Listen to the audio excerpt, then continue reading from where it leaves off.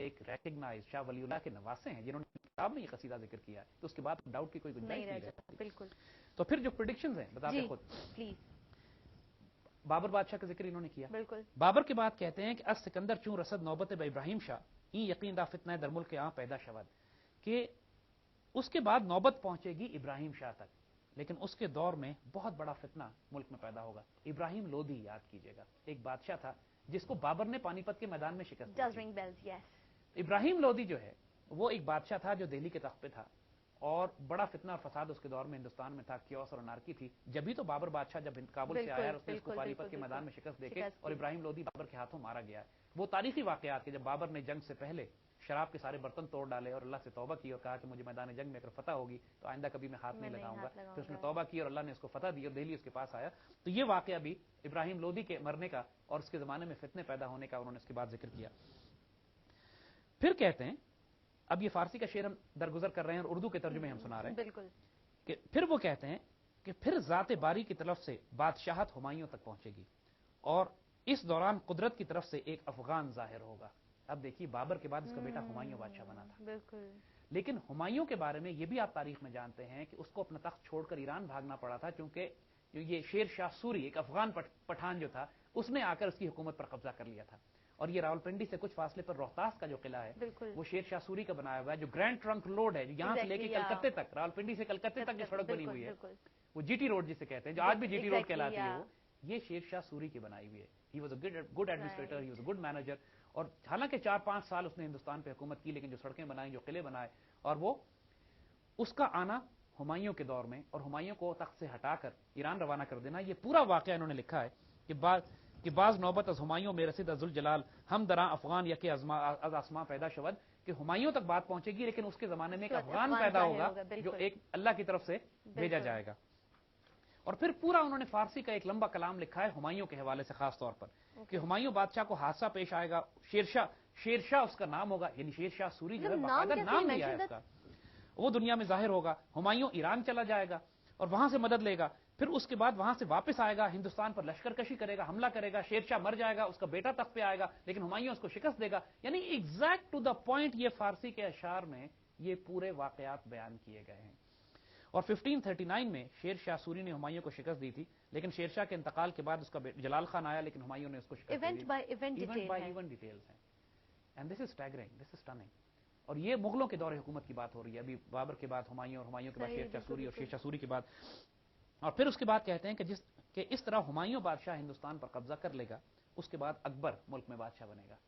اکبر بادشاہ ہمایوں کے بعد جو آیا تھا، اور اکبر نے 1556 سے 1605 تک ہندوستان پر حکومت کی. تو اکبر کا پورا ذکر، پورا شعر ہے ان کا کہ پس ہمایوں بادشاہ برہم قابض شود بعد ازاں اکبر شاہ کشورستان پیدا شود. یعنی ہمایوں کے بعد جب ہمایوں قبضہ کر لے گا پھر اکبر اس کی جگہ بادشاہ بنے گا. اور اس کے بعد انہوں نے کہا کہ اس کے بعد جہانگیر تخت پہ جلوہ افروز ہوگا. یعنی جو ایگزیکٹ مغل بادشاہوں کا سیکوینس ہے اس کو ایک ایک کر کے بیان کیا جا رہا ہے کہ جہانگیر آئے گا اور وہ بہت بڑا بادشاہ کے طور پر اپنا عروج کرے گا. 1605 سے 1627 تک جہانگیر نے ہندوستان پر حکومت کی اور بڑی شاندار حکومت کی، بڑی سلطنتیں، بڑی عمارتیں بنائیں اور بڑا اس کا ماشاءاللہ نام تھا. تو اب یہ سارا سیکوینس یہ اتنا غیر معمولی ہے، to be honest we would سے، کہ ناقابل یقین لگتا ہے. بالکل سر. لیکن یہ چیزیں ڈاکومنٹڈ ہیں، کتابوں میں لکھی ہوئی ہیں، بالکل، اور پرانی کتابوں میں لکھی ہوئی ہیں، اور لوگوں نے کام کیا اس کے اوپر، اوتھینٹک آتھرز ہیں لوگ. وہ واقعات جن کا تعلق پاکستان کے قیام اور پاکستان کے بعد والے واقعات سے ہے، وہ ان کتابوں میں لکھے ہوئے ہیں جو 1851 یا 1860 یا 1920 میں چھپی ہوئی ہیں. بالکل بالکل. اور وہ نسخے بھی لوگوں کے پاس ہیں. لیکن ہم وہی بات ہم پھر کہہ رہے ہیں کہ اگر کسی کے پاس ایسے پرانے نسخے ہوں جس میں اور مزید اشعار ہوں تو ہمیں بھیجیے، ہم اس پہ مزید کام کرنا چاہتے ہیں. بالکل بالکل، ایبسلیوٹلی. پھر اس کے بعد ذکر کرتے ہیں کہ جب وہ انتقال کر جائے گا تو اس کے بعد شاہ جہان ظاہر ہوگا، یعنی بادشاہ شاہ جہان کی حکومت ہوگی. اور اس کے بعد شاہ جہان جو ہے وہ تقریباً کچھ سال حکومت کرے گا. اس کے بعد اس کے سامنے اس کا بیٹا جلوہ افروز ہوگا، یعنی وہ بھی ایک سیکوینس ہے اس کے بعد. اور اس کے عہد میں فتنہ و فساد ہوگا اور ملک کی حالت بہت خراب ہو جائے گی. اور اس کے بعد کچھ اور بادشاہ، انہیں باقاعدہ یہ اشعار میں ایک ایک کر کے سیکوینس دے رہے ہیں کہ اس کے بعد ایک بادشاہ ہوگا، اس کا نام معظم ہوگا، اس کے بعد وہ ظاہر ہوگا، تو اس کے بعد اس کا بیٹا آئے گا، اس کی جگہ پہ ظاہر ہوگا فرخزیار. اس کے بعد محمد شاہ آئے گا، اس کا ذکر ہے. پھر نادر شاہ کا ذکر ہے. دیکھیے نادر خان افغانستان سے آ کے، ایران افغانستان سے آ کے اس نے دہلی میں بہت تباہی مچائی تھی. نادر آئد ازیرا میں ستان تخت ہند قتل دہلی پس بزور تیغاں پیدا شود. نادر شاہ ایران سے آئے گا, ہندوستان کا تخت چھین لے گا اور اہل دلی کا قتل کرے گا اور تلوار کے زور سے بڑا فساد برپا کرے گا.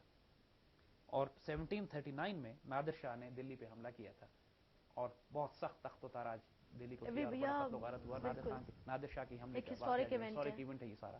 اور باقاعدہ نادر شاہ کا ذکر کہ وہ ایران سے آئے گا اور ساری تباہی مچائے گا, اس کو اپنے پورے شعر میں ایگزیکٹ انہوں نے سیکوینشل ہسٹری کے سیکوینس میں بیان کیا. پورے ورلڈ کو اوور ویو لے رہے ہیں, اٹس ناٹ کہ صرف سب کانٹینٹ, پورے ورلڈ کا ایگزیکٹلی. اس کے بعد انہوں نے اور ذکر کیا, کچھ اور بادشاہ آئیں گے. اور اب یہاں پہ بڑا انٹرسٹنگ, کیونکہ شعر جیسے ہم نے اور اس کے بعد وہ کہتے ہیں کہ سکھ قوم مسلمانوں پر بہت ظلم و ستم کرے گی اور یہ ظلم اور بدعت 40 سال میں ظاہر ہوگا, یعنی بہت عرصے تک اس کے بعد یہ سکھ مسلمانوں پر ظلم کرتے رہیں گے. اور آنے والے واقعات میں تاریخ گواہ اس بات کی, پاکستان بننے تک ایون اس سے پہلے سید احمد شہید اور شاہ اسماعیل شہید کی جو تحریک جس کا ہم نے پہلے ذکر کیا تھا وہ سکھوں کے خلاف تھی, اور انہوں نے سکھوں ہی سے لڑتے ہوئے بالا کوٹ میں جو شہادت ہوئی ہے سکھوں کے ہاتھوں ہوئی ہے, اور سکھوں کی حکومت پشاور تک قائم ہو گئی تھی, یعنی پشاور سے لے کر لاہور تک. لاہور ان کا ان کا کیپٹل ان کا لاہور تھا, اور لاہور سے لے کے eastern Punjab western Punjab frontier Peshawar تک سکھوں نے حکومت قائم کر لی تھی اور مسلمانوں پر بڑے شدید ظلم کیا کرتے تھے. تو یہ پورا واقعہ کہ سکھ قوم جو فالو کرے گی بابا گرو نانک کو, وہ اٹھے گی, وہ مسلمانوں پر بڑے ظلم و ستم ڈھائے گی. تو آج ہم اس معاملے کو یہاں تک سکھوں تک روکتے ہیں, اور آئندہ آنے والے پروگراموں میں ہم انشاءاللہ انہی اشعار کو لے کر آگے چلیں گے. ایگزیکٹ اس کو ہسٹوریکل میپنگ کریں گے کہ جو ہسٹری میں یہ واقعہ ہوا ہے یا نہیں ہوا, اور پھر اس کی ڈائمینشنز کیا ہیں, اور پھر اس طرح آج کے دور تک پہنچتے ہوئے آئندہ مستقبل کی ہم نے پریڈکشنز کرنی ہے. یہ ایک غیر معمولی سبجیکٹ ضرور ہے, but we would like to discuss this, اور انشاءاللہ آنے والے پروگراموں میں اس پر مزید بات کریں گے. بہت شکریہ زید صاحب. And if in the meantime اگر کچھ لوگ ہمارے ساتھ شیئر کرتے ہیں تو that will also become a part of our research and all that. Thank you سر.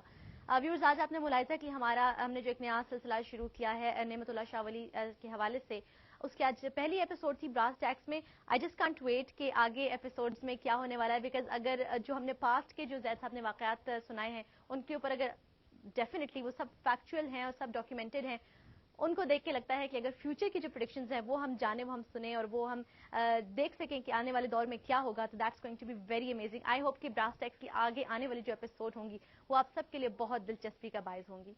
تب تک اپنا خیال رکھیے گا. اللہ حافظ.